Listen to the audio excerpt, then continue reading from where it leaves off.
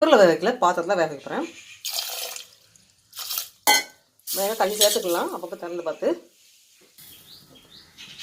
பாசிப்பயிறு சுண்டல் செய்கிறதுக்கு பாசிப்பயிரை தண்ணி ஊற்றி வேக வச்சாச்சு. மூடி போடலாம்.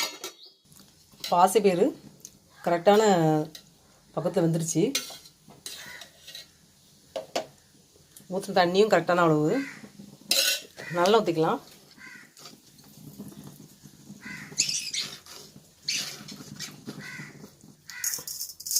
கடுகு,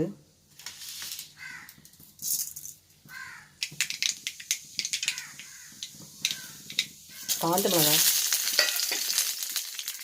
கருவேப்பிலை,